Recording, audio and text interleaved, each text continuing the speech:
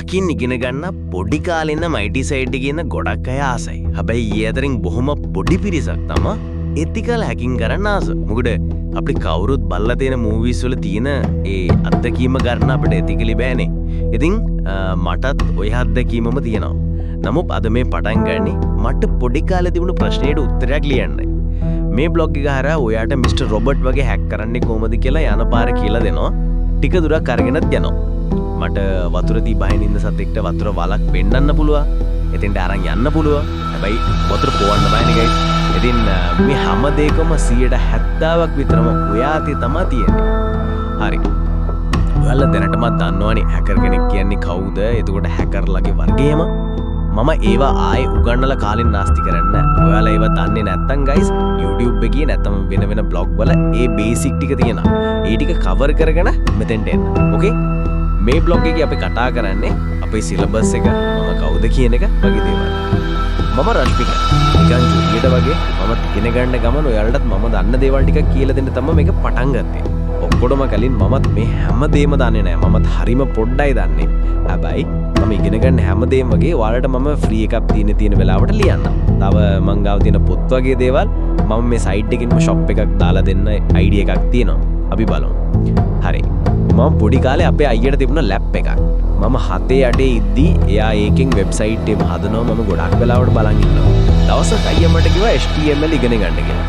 එතනින් ස්ටාර්ට් කරපු ජර්නි එකේ මම බොහොම පොඩි කාලෙකින් අයියට එන ප්‍රොජෙක්ට්ස් කරන්න පවා පටන් ගත්තා. ඉතින් ඔහොම යද්දි ටික කාලෙකින් මටම කියලා PC එකක් හම්බුණා. ඔතනින් තමයි මට හම්බෙන්නේ ඩාර්ක් වෙබ් එක. ඒක පස්සෙන් හොයන් යද්දි මට හැකින් හම්බෙනවා. මම අවුරුදු ගාණක් try කරනවා ඩාර්ක් වෙබ් යන්න. ඒත් හරියන්නේ. මොකද ඒ වෙද්දි හරි ගයිඩ් එකක් තිබ්බේ නැහැ ඩාර්ක් වෙබ් යන්න. මම වැඩේ අතහැරියා. ඔම ටික කාලයක් ගියා. මම කාලේ Linux වගේ පොඩි දේවල් ඉගෙන ගන්න එක අතෑරියේ නැහැ.